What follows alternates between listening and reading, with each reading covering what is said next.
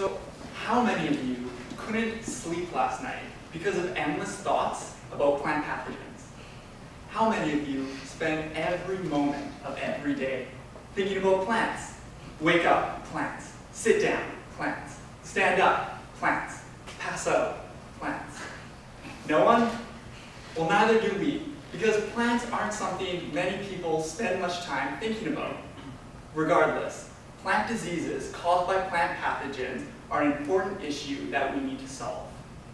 These diseases cause major agricultural and economic losses every single year. Also have a significant impact on the individuals farming and producing our food. Food scarcity is an important issue, and our team has decided to use synthetic biology as a tool to neutralize one of these plant pathogens, Agrobacterium. One of the biggest issues with this plant pathogen is that a single species can infect a wide variety of plants, including cherries, apples, tomatoes, and many more. The pathogenic quality of Agrobacterium is caused by the tumor-inducing TI plasmid.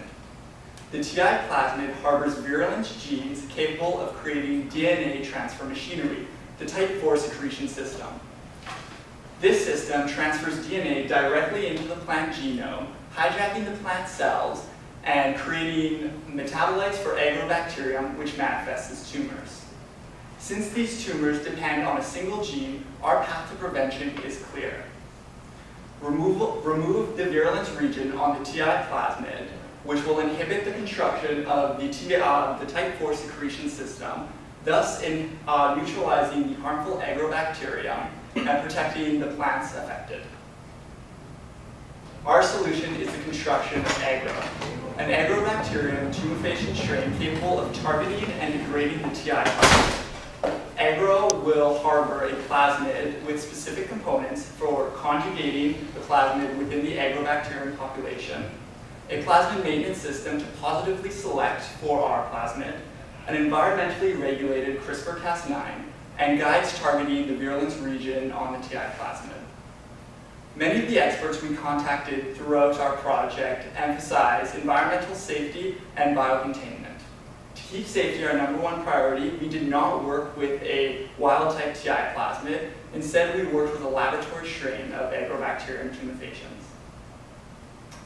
We needed a way for Agro to transfer our plasmid into a pathogenic population, and conjugation is the perfect mechanism. In the environment, bacterial conjugation is the process of spreading a plasmid from a donor cell to a recipient cell as a way to share DNA. Many plasmids contain genes that promote conjugation, and in Agrobacterium, the TI plasmid contains these genes. Because we know that the TI plasmid has transfer genes, we initially thought about extracting those genes and using them to promote the conjugation of our own plasmid. An Agrobacterium expert from the University of Purdue, Dr. Gelvin, suggested that we use a well-established conjugated plasmid instead, thus avoiding the difficulties with environmental competition. We decided to use RP1 based on his suggestion because it has a high rate of conjugation. We were able to conjugate E. coli and Agrobacterium to transfer RP1 into Agrobacterium. We then set up an assay to quantify conjugation of RP1 within Agrobacterium, but the results were inconclusive. We needed a way to ensure that our plasmid would be transferred to the whole pathogenic population. Cas9 toxicity and metabolic burden encourage the Agrobacterium to lose our plasmid. Therefore, we needed to have a system of positive selection to ensure that our plasmid is retained, a toxin-antitoxin system. Dr. Dang, an expert we contacted, emphasized this strategy. In a toxin-antitoxin system, if a cell divides and the plasmid is retained, so is the toxin and antitoxin. If a cell divides and the plasmid is not retained, the toxin, which is more stable, is reserved.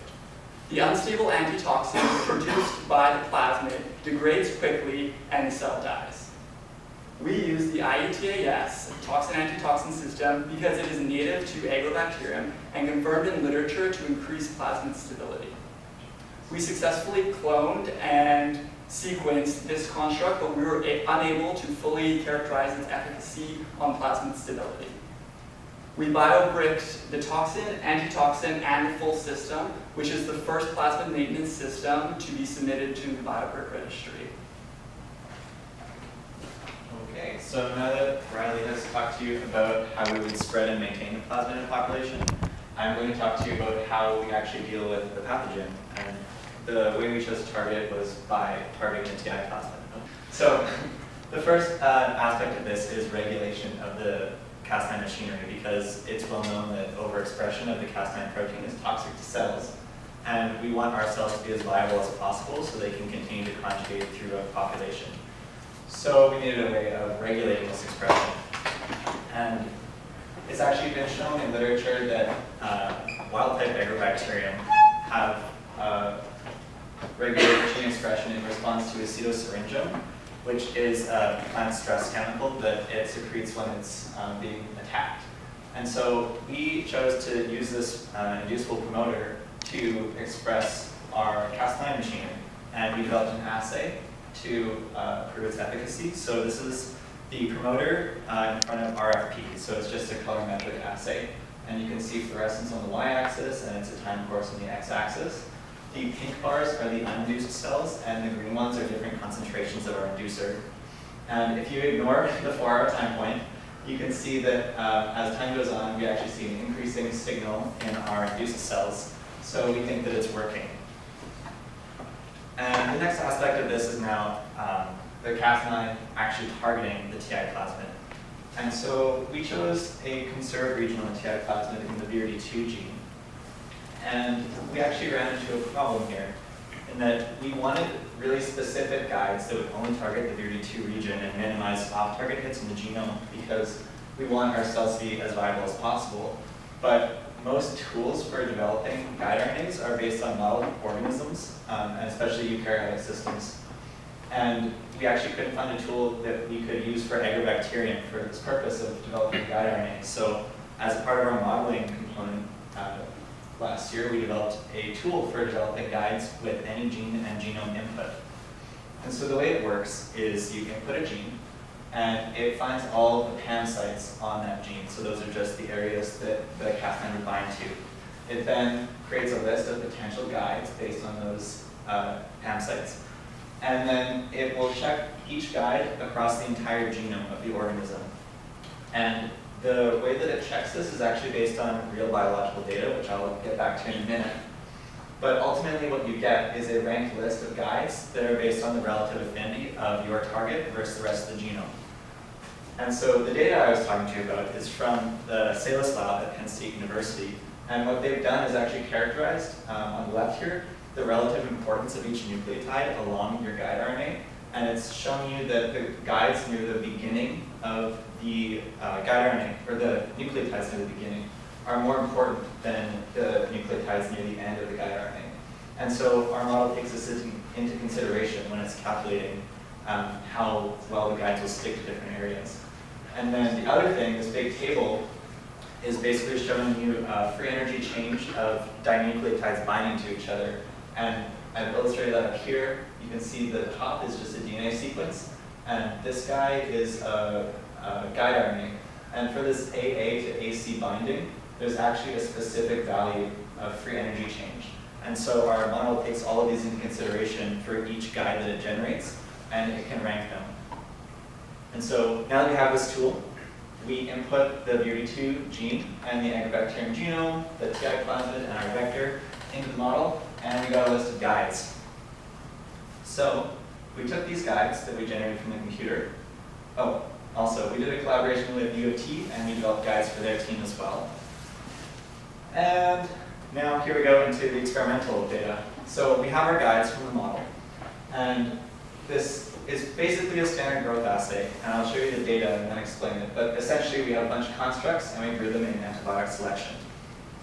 So the things to note is our vector, which is what we've been cloning on, has kanamycin resistance. The TI plasmid has gentamicin resistance. And so if we were losing the TI plasmid and there's gentamicin, we would expect a decrease in growth. In this graph, we only have kanamycin, so just if your cells have the vector, they will grow here. And The green bars are control conditions, empty vector and just Cas9 and no guide and stuff. And the pink ones are the ones where we actually expect to see the cutting. So we've got a time course and kanamycin, they're all running the same, so this is good. Now, in this condition, we've got kanamycin and we're inducing our cutting, but we are not selecting against the loss of the TI plasmid because there's no gentamicin here. So we're showing you that even though it's being induced, there's no loss of cell viability, which is good for us. And the next thing is kanamycin and gentamicin. So in this case, we're selecting against the loss of the TI plasmid, but we are not inducing it, so we would not expect to see a loss of growth. And although we do see this, which is probably due to the leaky expression of our Cas9, the culture does recover to the same condition, so it's probably fine. And then in the last one, we've got all three, so kanamycin, gentamicin, and our inducer. And you can see here that the conditions with the guide RNAs actually grew significantly less than the conditions without them. And so all of this taken together, we're showing that we can target and disable the TI plasmid, but when there's no antibiotic selection, we actually don't see a loss of cell viability, which is exactly what we wanted. And not only does this validate our project, but it also shows that our model is working because the guides that we got and used in this were generated based on our computational model.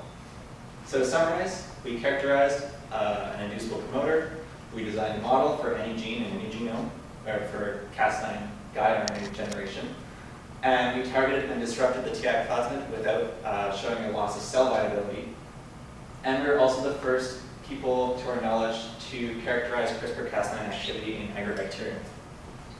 So a big part of the iGEM competition is human practices, and this is where teams take their project beyond the lab and into a social and environmental context. The first group we wanted to reach were young kids, so to do this, we hosted a STEM summer camp last summer for 4 weeks, where it was aimed at kids aged 4 to 14, and in these we just had a lot of fun games and activities, just to show the kids how interesting and exciting science can be. Our next age group we wanted to reach were middle school and high school students. So to do this, we were involved in local camps and conferences where we gave genetic engineering presentation, and we also hosted activities that we had created to give the students a better understanding of what genetic engineering really is. We also founded the AMS Synthetic Biology Club, which is a brand new club on our campus. And the goal of this club is really to spread knowledge and awareness about synthetic biology to students across our university. And finally, to reach the general public, we produced a series of videos for social media, providing a comprehensive overview of our project. And we also produced a video introducing iGEM and what genetic engineering is, as well as our interview with President Santono about science communication. So as you can see, we reach all these levels of science comprehension with our structured outreach program. So to summarize, we created agro, capable of disarming harmful pathogenic agrobacteria in the environment. We integrated microbe experts into our project. We characterized an acetosyringeal promoter and submitted it to the Biobrigade Registry. We developed a model to give us guides for our CRISPR-Cas9 system. We reached a bunch of different audiences with our public engagement approach, and we performed the first functional analysis of Cas9 expression in agrobacterium. Just to note, in Boston, we had a really great time in Boston, and we earned a silver medal standing, and we were nominated for Best Environmental Project out of 52 teams, and nominated for Best Model out of all 300 teams. So that was really exciting. Yeah, this event is really for you guys, our sponsors, because we wouldn't have been able to do any of this without you guys. We are really, really appreciative of all of you and your generous contributions. We have some cards up here for you to come grab after the presentation. Thank you.